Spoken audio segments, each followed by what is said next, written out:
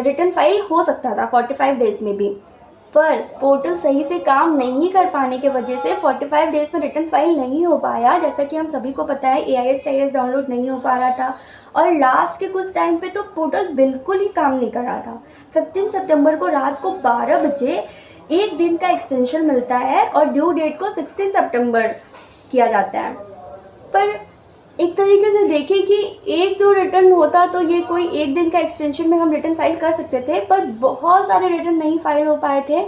इसके लिए एक दिन का एक्सटेंशन सफिशिएंट नहीं था और मुझे ऐसा लगता है कि ये सारे प्रोफेशनल्स के लिए एक इंसल्ट की बात है कि जो एक्सटेंशन सिर्फ और सिर्फ एक दिन का दिया गया।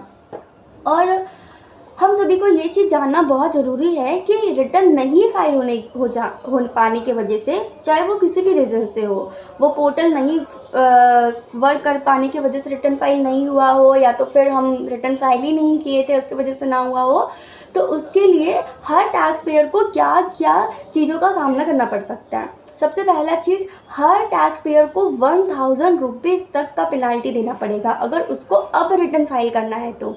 दूसरा चीज़, अगर हमारा इनकम 5 लाख से एक्सीड कर जाता है तो उस टैक्स पेयर को 5000 रुपीज़ तक का पेनाल्टी देना पड़ेगा।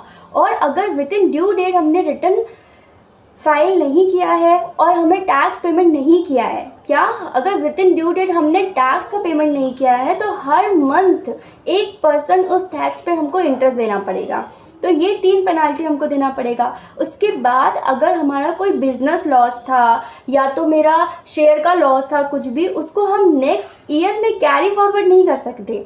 नेक्स्ट ईयर में अगर हमारा कोई प्रॉफिट भी हो रहा है तो भी हम अपने बिजनेस लॉस को या फिर कोई किसी भी तरीके का लॉस को उसके साथ एडजस्ट नहीं कर पाएंगे। तो ये सारा प्रॉब्लम हम सारे टैक्स पेयर को उठाना पड़ेगा। तो क्या आप सभी को लगता है कि ये एक दिन का एक्सटेंशन जो हम लोगों को मिला वो सफिशिएंट था, या और जो हमें इसके वजह से जिनका रिटर्न फाइल नहीं हो पाया वो जो पेनाल्टी देंगे वो सब इसके लिए ही क्या सिर्फ एक्सटेंशन नहीं किया गया ड्यू डेट का, जबकि गलती पोर्टल की थी और पोर्टल सही तरीके से वर्क करना चाहिए था।